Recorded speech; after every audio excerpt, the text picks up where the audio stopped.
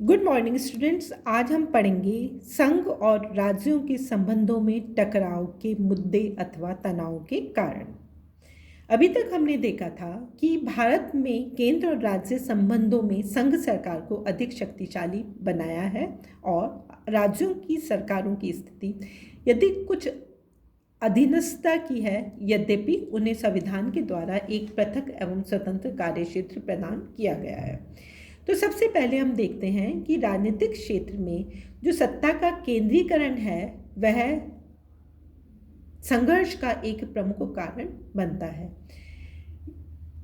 स्वतंत्र भारत में जब भी केंद्र और राज्यों में एक ही दल का शासन स्थापित हुआ तब आमतौर पर मतभेद उठते ही नहीं थे, और यदि कोई मतभेद उठता भी था तो सामान्य सहमति से शांत हो जाता था।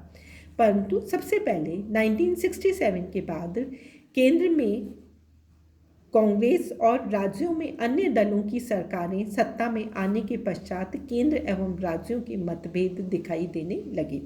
फलतः सैद्धांतिक मतभेद तो था ही, जो तनाव के बिंदु को थोड़े या दबे हुए स्पष्ट रूप से उभर के सामने आ रहे थे। परंतु जैसे जैसे केंद्र एवं राज्यों में भिन्न भिन्न दलों की सरकारें स्थापित होने लगी, केंद्र और राज्यों के तनाव और मतभेद भी दिखाई देने लगे। पहला जो संघ और राज्यों के मध्य तनाव का या मतभेद का कारण था वह सत्ता का केंद्रीकरण था। संघ सरकार शक्तियों को अपने हाथ में केंद्रित रखना चाहती थी और उसके केंद्रीकरण के खिलाफ राज्य सरकारों के द्वारा यदि विरोधी दल की सरकारें थी तो विरोध या मतभेद के शब्द मुखर किए गए। दूसरा जो तनाव का कारण था वह था राज्यपाल। भारत के अंदर संघात्मक व्यवस्था होते हुए भी राज्यपाल की नियुक्ति राष्ट्रपति के द्वारा की जाती है। राज्यपाल, जो कि राज्य में केंद्र का प्रतिनिधि है तथा राज्यों को अपने अनुभव का लाभ देने के लिए उत्तरदायी है, का दुरुपयोग केंद्र ने अनेकों बार अपने स्वार्थी हितों की पूर्ति के लिए किया है। अनेकों बार संघ सरकार के द्वारा राज्यों की सरकारों को राज्यपाल के सुझाव पर भंग भी किया गया है। 1967 में पश्चिम बंगाल के राज्यपाल धर्मवीर ने विधानसभा में भाषण के 2 पैराग्राफ को पढ़ा ही नहीं। भाषण अजय मुखर्जी के मंत्रिमंडल द्वारा तैयार किया गया था। सामान्यतः राज्यपाल उसे यथावत ही पढ़ता है। इसी प्रकार उन्होंने कुछ प्रशासनिक क्षेत्रों में भी हस्तक्षेप किया जो अपरंपरागत था। तो इस प्रकार से हम देखते थे कि यदि राज्यपाल राज्य में केंद्र के अभिकर्ता के रूप में कार्य करता है तो मतभेद उभर कर आते हैं। ठीक इसी तरह से 1973 में बिहार के राज्यपाल आर.डी. भंडारी की राजनीति में व प्रशासन में अनाधिकार हस्तक्षेप के कारण बिहार कांग्रेस विधान दल के महासचिव ने उन्हें केंद्र वापस बुलाने की मांग की, क्योंकि उनकी उपस्थिति प्रशासन में बाधा उत्पन्न कर रही थी। तो इस प्रकार से हम देखते हैं कि राज्यपाल के द्वारा राज्य के लोगों के हितों का यदि हनन किया जाता है तो दोनों के मध्य तनाव उत्पन्न होता है। और भारत में हम देखते हैं कि राज्यपाल की नियुक्तियां भी अनेकों बार मनमानी पूर्ण ढंग से की गई हैं। राज्यपाल की नियुक्ति के पूर्व संबंधित राज्य के मुख्यमंत्री से सलाह लेने की परंपरा का निर्वाह अधिकांशतः नहीं किया जाता है। राज्यपाल ने यदि केंद्र के निर्देशानुसार काम नहीं किया तो उसको समय से पहले हटा दिया जाता है। राज्यपालों का प्रयोग राज्य में विपक्ष की सरकारों को अलोकतांत्रिक तरीके से गिराने के लिए किया जाता है। यही कारण है कि राज्यपालों को अनेकों बार केंद्र का एजेंट या दलाल भी कहा जाता है।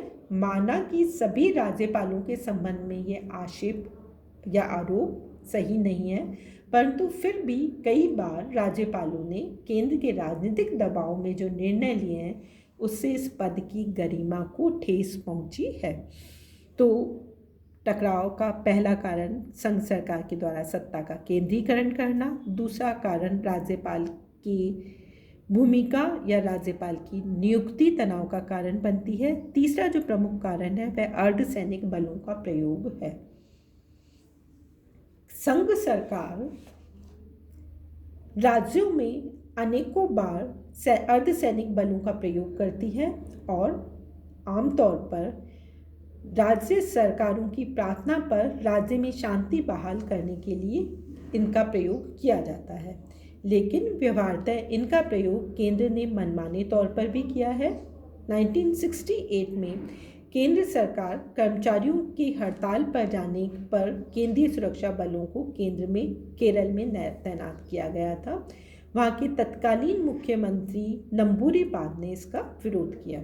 ठीक इसी प्रकार 1968 में पश्चिमी बंगाल के गृह मंत्री श्री ज्योति बसु ने भी बिना आवश्यकता के तथा प्रार्थना के केंद्रीय सुरक्षा बलों की तैनाती पर आक्रोश जाहिर किया।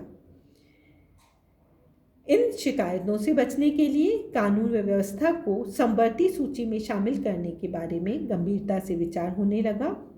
आपातकाल में भी 42वें संवैधानिक संशोधन के द्वारा केंद्र को यह अधिकार प्राप्त हुआ था कि केंद्रीय सुरक्षा बल तथा सीमा सुरक्षा बलों को वह देश में कहीं पर भी तैनात कर सकता है। यद्यपि 44वें संवैधानिक संशोधन में यह अधिकार राज्यों से विमर्श एवं उनकी इच्छा पर आधारित कर दिया गया। तो इस प्रकार से हम देखते हैं कि गत वर्ष भी पश्चिमी बंगाल में केंद्र सरकार के द्वारा जो बल का प्रयोग किया गया या जो बल की नियुक्ति की गई वह विवाद का कारण बनी। तो इस प्रकार से हम देखते हैं कि अर्धसैनिक बलों की नियुक्ति और उनका प्रयोग भी केंद्र राज्य संबंधों में तनाव उत्पन्न करता है। इसके साथ ही साथ हम देखते हैं कि सबसे अधिक जो विवाद का जो चौथा कारण है वह है राष्ट्रपति शासन की क्रियान्विति। केंद्र सरकार के द्वारा यह अनेकों बार देखा गया है कि अनुच्छेद 356 का दुरुपयोग किया गया है और राज्यों में यदि विरोधी दल की सरकारें होती हैं तो उन्हें गिराने या कमज़ोर करने के लिए अनुच्छेद 356 का प्रयोग किया जाता है। अब तक 100 से भी अधिक बार राज्यों में राष्ट्रपति शासन लागू किया गया है, जो संघ सरकार के द्वारा किए जाने वाले राजनीतिक हस्तक्षेप को स्पष्ट करता है।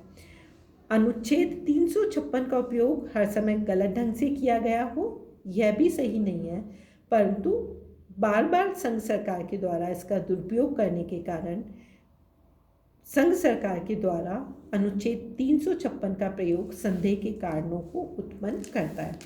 तो इस प्रकार से हम देखते हैं कि राजस्थान, पंजाब, बंगाल, गुजरात, मध्य प्रदेश, हिमाचल प्रदेश में जो समय समय पर इसका प्रयोग करके राष्ट्रपति शासन को जो लागू किया गया था वह केंद्र एवं राज्यों के मध्य तनाव को उत्पन्न करने का एक कारण बना। इसके साथ ही साथ हम देखते हैं कि जो वित्तीय साधनों पर नियंत्रण है संघ सरकार का, वह भी एक तनाव का या मतभेद का कारण बनता है। राज्य सरकार ये आरोप लगाती हैं कि संघ सरकार अपने समर्थित दल वाली सरकारों राज्यों में को अधिक आर्थिक सहायता देता है, अनुदान देता है, और विरोधी दलों की सरकारें हैं वहाँ पर कम आर्थिक सहायता या वित्तीय साधन प्रदान किए जाते हैं, जिसके कारण कि तनाव उत्पन्न होता है। इसके साथ ही साथ हम देखते हैं कि समय समय पर संघ सरकार अंतर्राष्ट्रीय परिषदों की स्थापना करती है और ये संगठन वस्तुतः समाशोधन या क्लियरिंग हाउस की तरह होते हैं, जहाँ विविध विवादों को आपसी सहमति से सुलझाया जा सकता है। पिछले कुछ वर्षों से यद्यपि इस क्षेत्र में प्रयास किया जा रहा है, परंतु हमें केंद्र और राज्यों के संबंधों को सामान्य व सौहार्दपूर्ण बनाने के क्षेत्र में कोई सफलता दिखाई नहीं दी।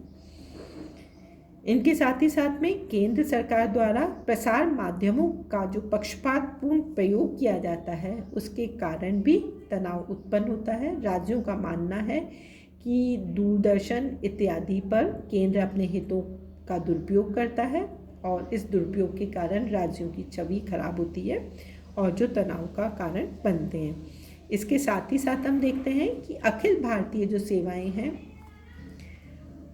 उसमें उच्च जो सेवाएं हैं उनकी नियुक्ति, उन पर नियंत्रण संघ सरकार का होता है और संघ सरकार इन सेवाओं के माध्यमों से राज्यों पर न केवल नियंत्रण स्थापित करती है, राज्यों की नीतियों को और कार्यों को प्रभावित भी करती है, जो भी केंद्र और राज्यों के संबंधों में तनाव जिससे होता है। यद्यपि केंद्र सरकार का मानना है कि राष्ट्रीय एकता के लिए इनका होना, अखिल भारतीय सेवाओं का होना अत्यंत आवश्यक है, परंतु राज्यों की ये जो अखिल भारतीय सेवाएं हैं ये अनेकों बार केंद्र सरकार के प्रतिनिधि के रूप में कार्य करती हैं या राज्य सरकारों के शासन में हस्तक्षेप करती हैं, जो तनाव का एक कारण बनते हैं। इसके साथ ही साथ हम देखते हैं कि भारत में संघात्मक व्यवस्था के अंतर्गत यह अधिकार प्रदान किया गया है कि कुछ विधेयकों को राष्ट्रपति के विचारार्थ प्रस्तुत किया जाए, अर्थात कुछ विधेयक ऐसे हैं जिन्हें सदन में रखने के पूर्व राष्ट्रपति की पूर्व स्वीकृति की आवश्यकता होती है। राज्य सरकारों का ये आरोप है कि केंद्र सरकार इस मामले में भी दुर्भावनापूर्वक कार्य करती है। यदि राज्यों में विरोधी दल की सरकार है तो संघ सरकार का जो दृष्टिकोण है वह भिन्न प्रकार का होता है, तथा सत्तारूढ़ दल की सरकार होने पर यह दृष्टिकोण भिन्न प्रकार का होता है। तो राज्य सरकार विशेष सुधारों के लिए जो विधेयक को राष्ट्रपति के पास में प्रस्तुत करती है और राष्ट्रपति उस पर जो अपना दृष्टिकोण लागू करता है, वह भी केंद्र और राज्यों के बीच में तनाव का कारण बनते हैं। तो इस प्रकार से हम देखते हैं कि भारत में संघात्मक शासन प्रणाली अनेकों बार तनावों का कारण बनी है, संघात्मक व्यवस्था को तनावों का सामना करना पड़ा है। समय समय पर उठने वाले विवादों का यद्यपि सम्मानजनक हल निकालने का प्रयास किया गया है, परंतु फिर भी इस क्षेत्र में हमें एक नया दृष्टिकोण, एक नई सोच को अपनाने की आवश्यकता है। तो ये थे भारतीय संघात्मक व्यवस्था की व्यवहार में क्रियान्विति, और इसमें हमें यद्यपि कुछ सुधारों की भी आवश्यकता है, जिसके लिए सरकार या आयोगों का गठन भी किया गया था। तो नमस्कार, जय हिंद, जय भारत।